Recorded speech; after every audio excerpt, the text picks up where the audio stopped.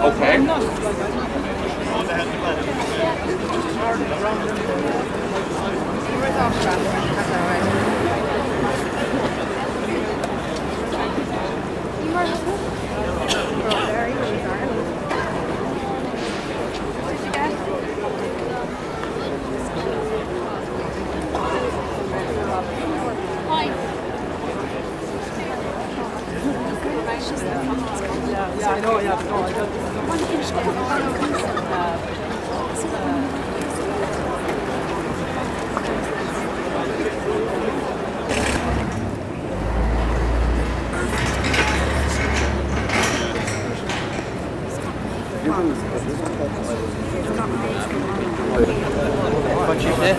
Carrying the chance.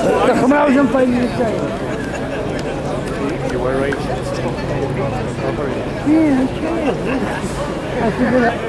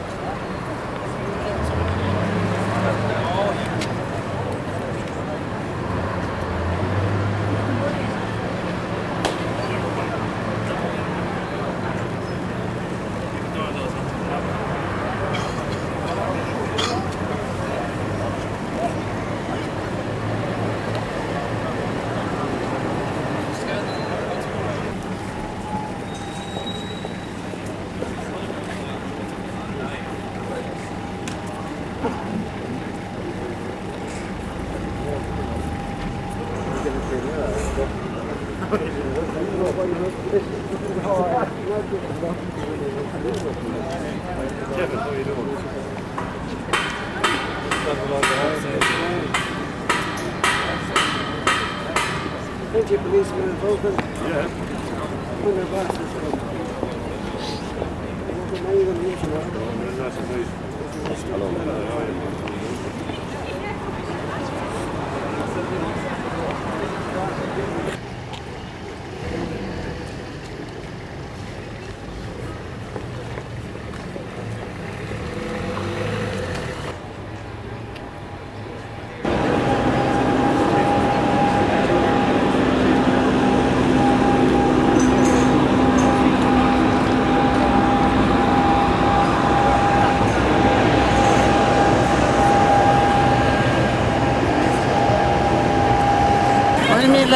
Whoa, whoa, whoa.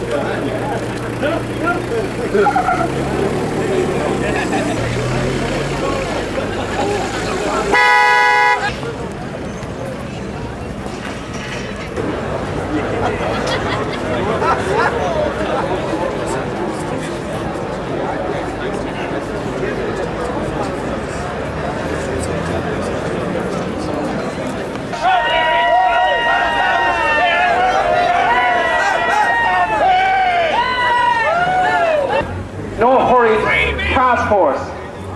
no more committees. We want and we demand that we get paid for the quality product that we produce. And I know that the Cabinet at this point are having their lunch. You and I know they're eating prime beef. It is not unreasonable that they pay a fair and reasonable price. We continue producing it if they pay for it and pay a reasonable price. I've told the Taoiseach, and I'm confident that he will personally intervene to resolve this. There are 3 areas where we need to get this resolved. And I won't detain you too long because I know you'll have a very rousing reception for the Cabinet when they leave the building here. I'm asking the Taoiseach to get involved, and I'm assured he will. We in ICMSA, and I am making myself available if it needs be to travel to Dublin this afternoon. We are determined to resolve it. And I also want, and you want, the question to be answered, and that is that the Competition Authority come out and do what they're supposed to do, and definitively call and clarify that the cartel is alive and well in the beef industry. And I know that somebody in the South Kerry area recently suggested, get your oil out on the bicycle chains. I'm saying to the Taoiseach, to the Minister for Agriculture and to the Minister for Foreign Affairs, on your bikes, out to North Africa, open up the live trade. We know what that'll do. It'll bring back competition. We want competition.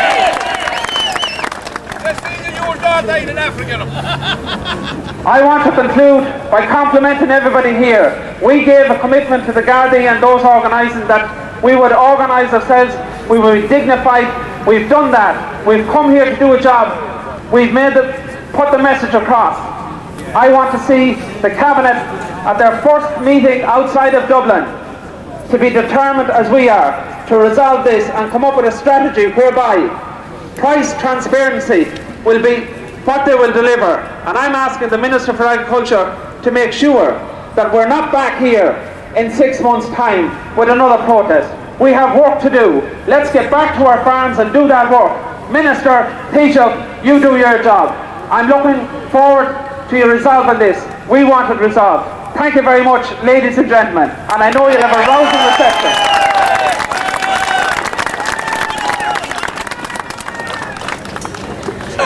But just a message to the, please, could I have your attention? Just a message to the National Council delegates that have travelled from the four corners. There is a meeting immediately afterwards, a council meeting in the hotel, Spellman's Hotel at 2 o'clock. So we'd hope we'd meet there to discuss the next strategy. Thank you very much for your attention and the best of luck. We'll win this one.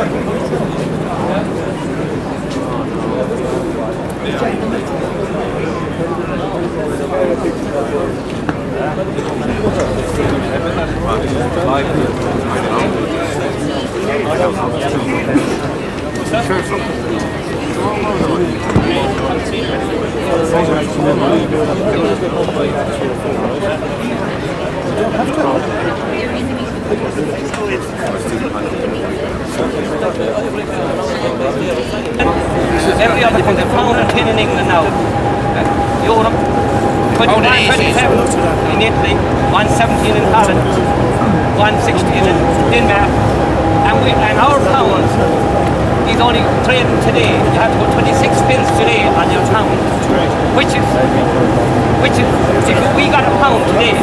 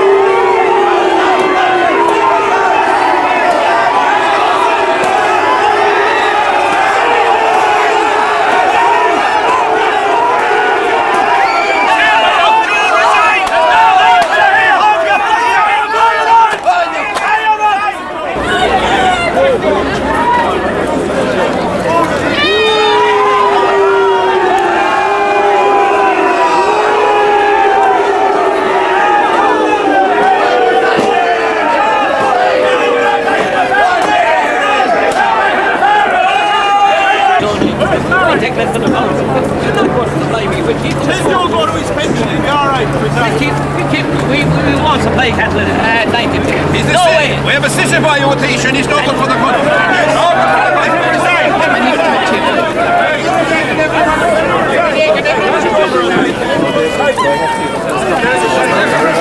He's no good. He's no good. He's useless. He's useless. He's no good.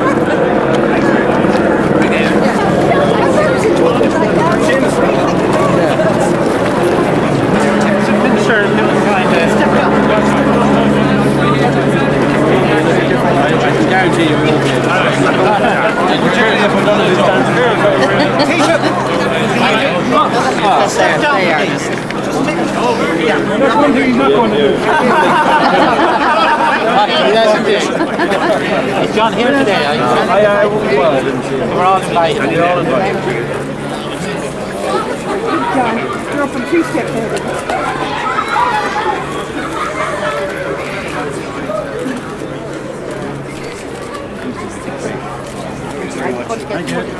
Okay, folks, thanks very much. How are you?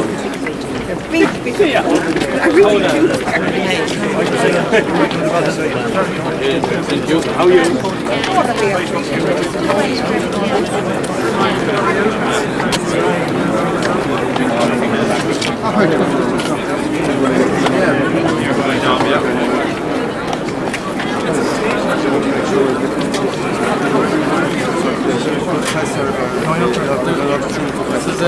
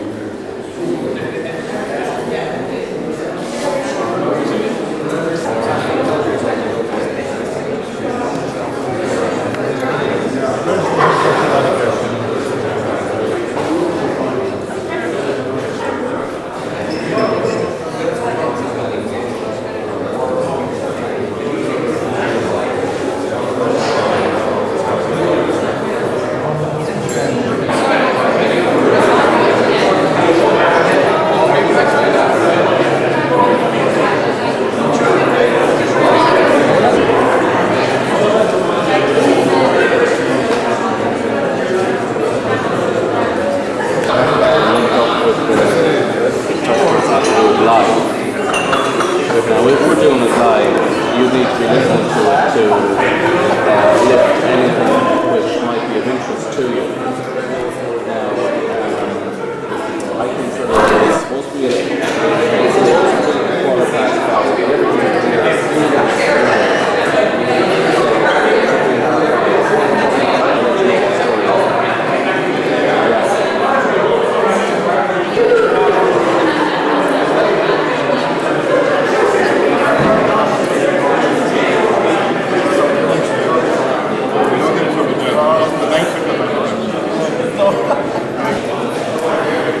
Everything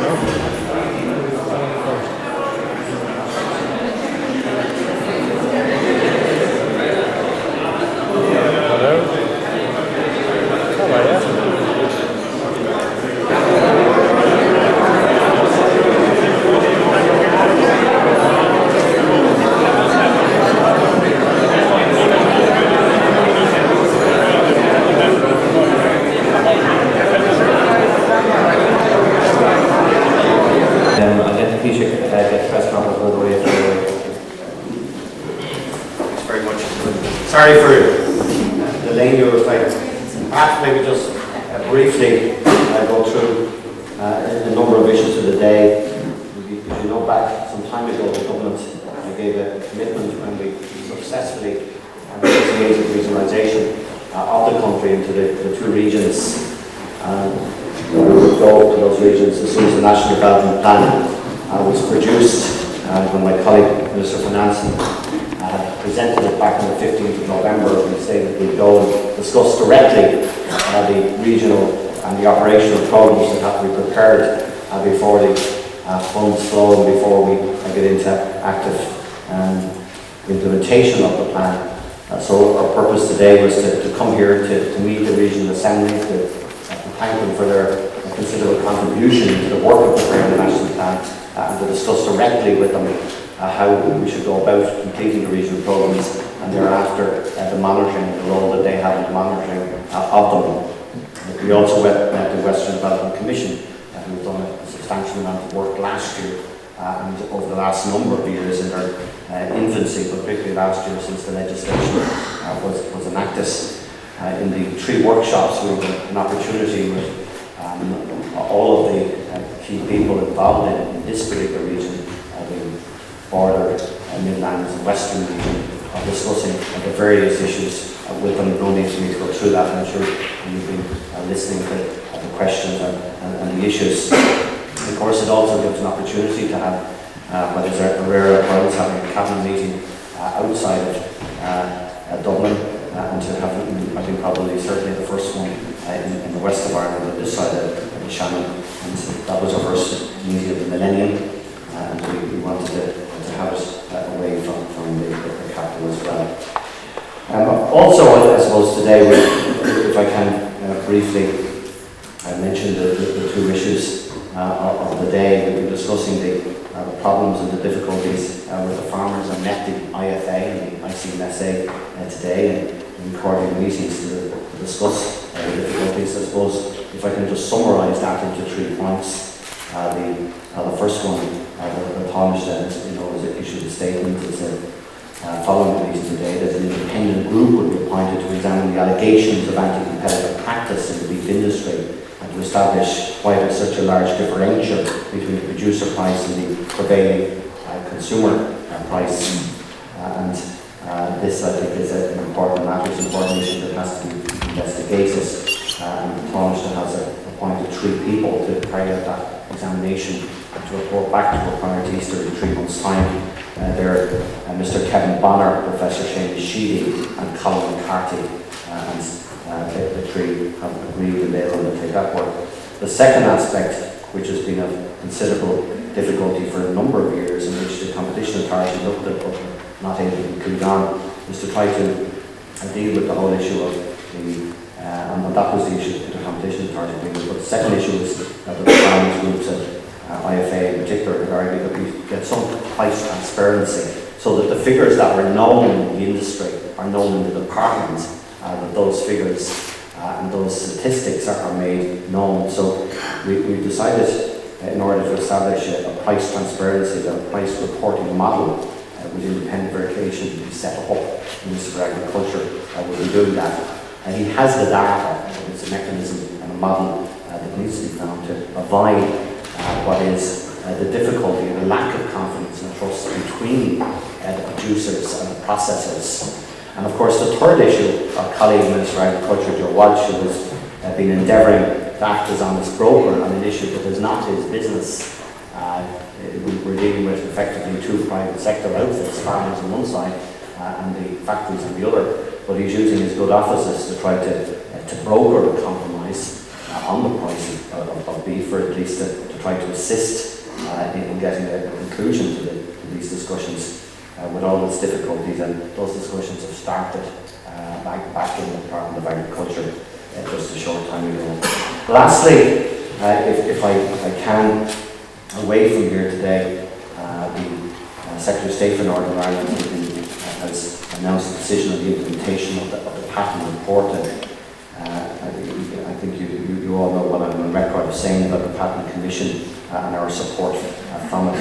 I think it's in the interests of everybody in Northern Ireland that the police service be able to function fully and freely in all areas and across all communities. And we believe as a government that people from both traditions want to be able to give them qualified support of the police service, which is critically of and for the community as a whole. And so we welcome the Secretary of State's announcement. We consider it's very welcome. It will of course need to be fleshed out over the coming weeks and months. We look forward to seeing a detailed implementation plan and hearing the publication of the necessary legislation following on from today's statements. And it's also vital that, as Pat recommended, that an oversight commissioner be appointed as rapidly as possible. And we, as we've been doing since September on the publication of the patent report, we will keep closely in touch with the British government on this. But we'd urge everyone concerned to recognise the huge opportunity for positive change in policing, which now presents itself following today's statement, and to respond accordingly. This is a key aspect of the Good Friday Agreement, and it should be implemented in full as all other aspects of the agreement. So we'd like to be put on record of welcoming the statement from the Secretary of State and from the British government today. Could I just ask you, in relation to the proposals agreed and announced by the Taoiseach, have they been run by the processors and the farmers yet, and is it your expectation that they will accept them? And in fact, we're not going to accept them, but they will bring a resolution to dispute. Present evidence to the court, and they were able to get that evidence.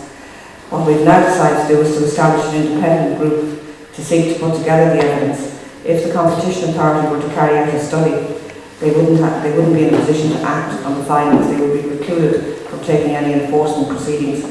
So we would tie the hands of the Competition Authority if we were to ask them to carry out a study. They could only act when they had information. They haven't been able to get the information from the IFA. They had meetings with the IFA as recently as September last, and again earlier this month. And notwithstanding the fact that they've had a number of meetings, they were never able to get any information.